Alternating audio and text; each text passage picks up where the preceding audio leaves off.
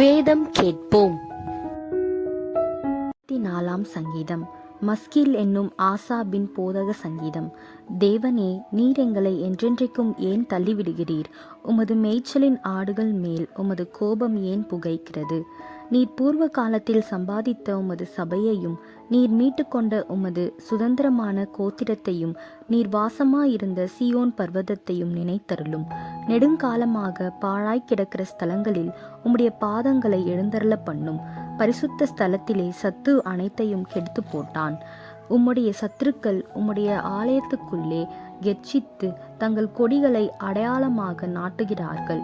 கோடாரிகளை ஓங்கி சோலையிலே மரங்களை வெட்டுகிறவன் பேர் பற்றவனானான்.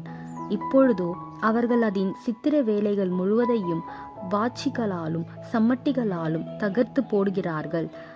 உமது பரிசுத்த ஸ்தலத்தை அக்கினிக்கு இரையாக்கி உமது நாமத்தின் வாசஸ்தலத்தை தரைமட்டும் இடித்து அசுத்தப்படுத்தினார்கள்.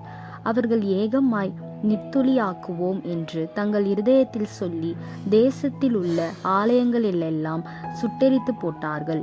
எங்களுக்கிருந்த அடையாளங்களை காணோம், தீர்க்கதரிசியும் இல்லை, இதுவரைக்கும் என்று அறிகிறவனும் எங்களிடத்தில் இல்லை.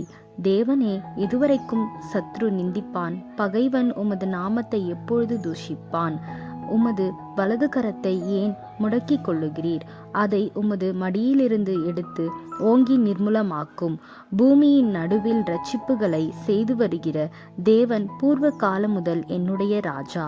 தேவரீர் உமது வல்லமையினால் சமுத்திரத்தை இரண்டாக பிளந்து ஜலத்தில் உள்ள வலு சர்ப்பங்களின் தலைகளை உடைத்தீர்.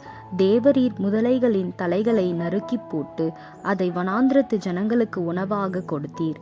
ஊற்றையும் ஆற்றையும் பிளந்து விட்டீர். மகா நதிகளை வற்றி போக பண்ணினீர். பகலும் உம்முடையது, இரவும் உம்முடையது. தேவரீர் ஒளியையும் சூரியனையும் படைத்தீர். பூமியின் எல்லைகள் எல்லாம் திட்டம் பண்ணினீர். கோடை காலத்தையும் மாரி காலத்தையும் உண்டாக்கினீர்.